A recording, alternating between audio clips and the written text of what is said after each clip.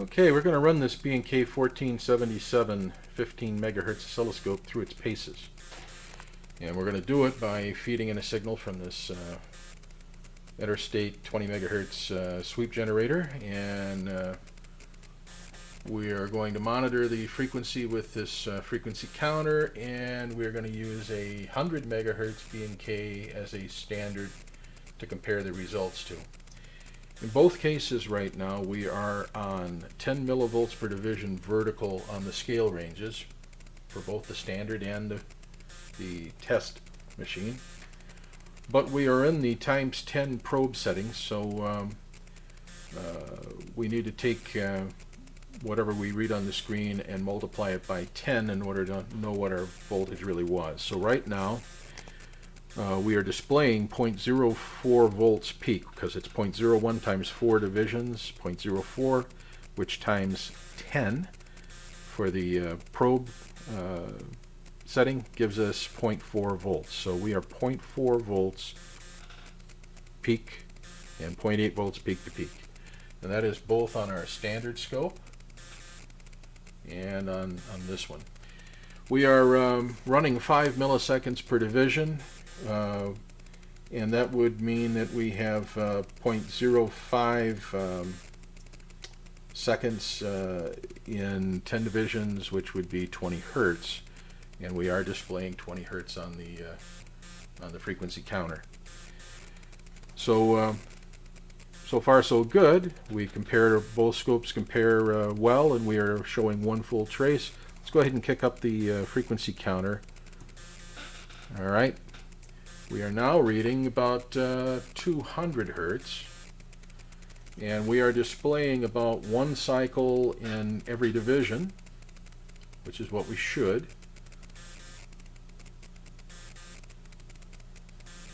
One cycle in a division, and the same thing on our reference scope. And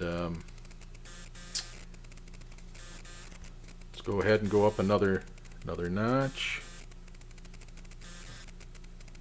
Still holding our vertical voltages on both machines, and we're at a position now to where we need to lower our time-based scale to something more manageable. So let's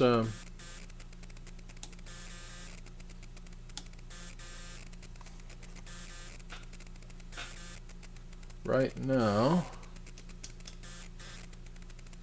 we are at the 5 milliseconds, or 0.5 millisecond per division scale rating, and that would put us at about that'd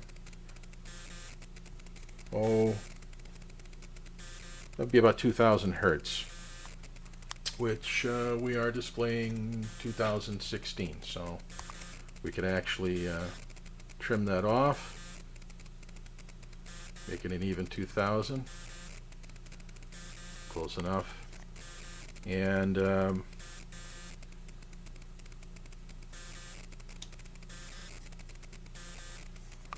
go ahead and lower both scales. We are now at the 0.2 milliseconds per division scale, and that if we adjust our frequency to give us one cycle per screen, we are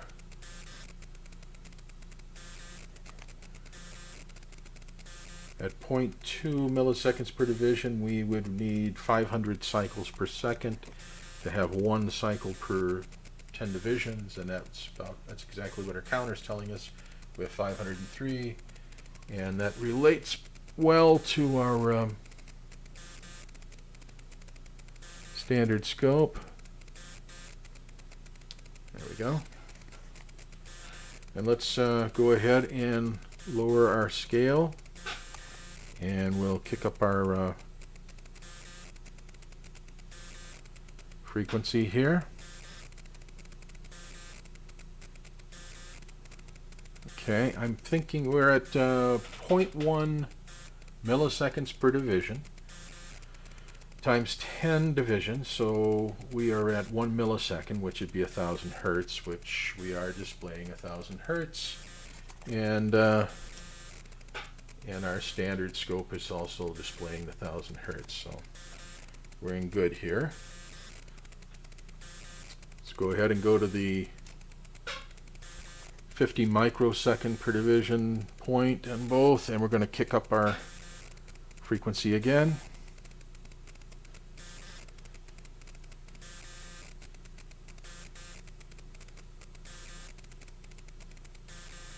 And that looks to be one full cycle. Let's yeah. And one full cycle at 50 microseconds would be 2,000 hertz. I'm displaying 1985. Well, okay, for just eyeballing it, that's not too bad. Let's go ahead and adjust this to 2,000. Yeah, anyway, close enough. There we go. Let's go ahead and go to the next scale. It's just 20 microseconds per division on both machines, and we will adjust again. That would put us at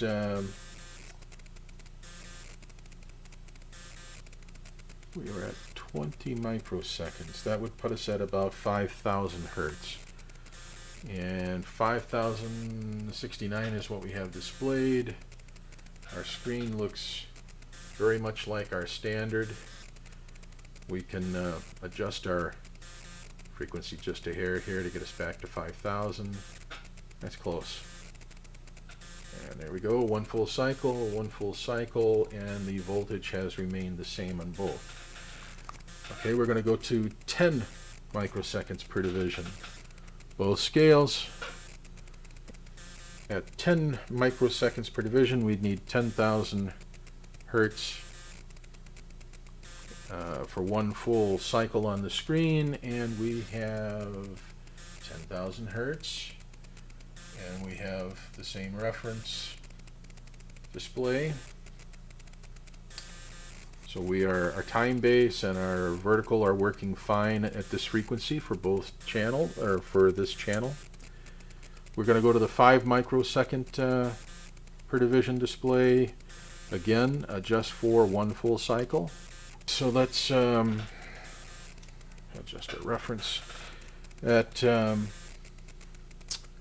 microseconds per division, we would need 20,000 hertz displayed to give us one cycle across the screen, and we are 20,000 hertz, 20,063 to be exact, and our reference display is the same. Our vertical voltage has not changed yet, so let's go ahead and kick ourselves up another range, and pretty close right there. That is 2 microseconds would be 50,000 hertz that we would need, and I'm reading 50,050 right now, so one full cycle on the screen, one full cycle on the reference display. Voltage has not changed vertically. We're good. Let's go ahead and kick up to the 1 microsecond per division. And let's see, we're there.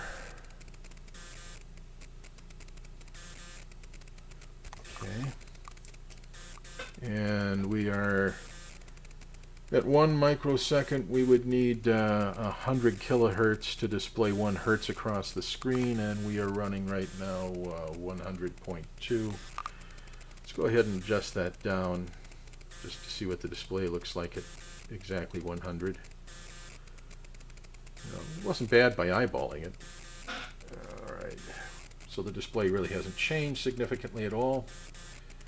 One cycle in 10 divisions at 1 millisecond or 1 microsecond per division. We're going to go to its last step here. This is 0.5 microseconds per division. Okay, we would need 200,000 hertz. I'm looking at what I think is right, but reading 203,000. Let's go ahead and we'll take a look at our reference scope.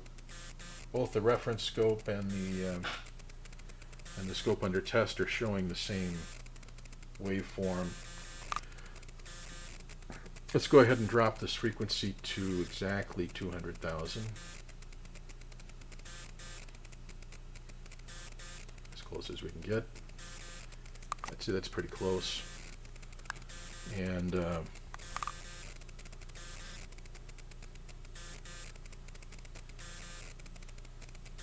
still can't tell. It's no appreciable change. It's one cycle and 10 divisions, and on both screens. So we are reading 200,000 hertz signal here, one sweep across the screen. Now, at this point, can't go any faster to display a single waveform, but we can start to kick up our generator. So let's go ahead and try a couple of test points. 400,000.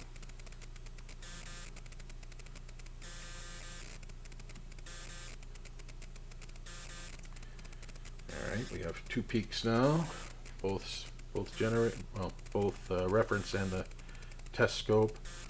Let's go ahead and take her up to a meg.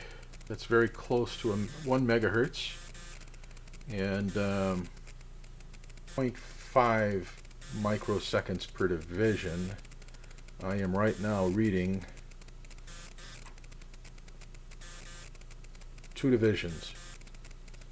So it takes 2 divisions to get 1 full cycle. That would be 1 microsecond, so we are running 1 megahertz, and that would be right.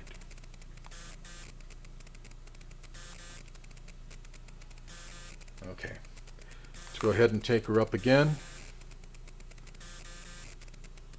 Let's take her up significantly at this point.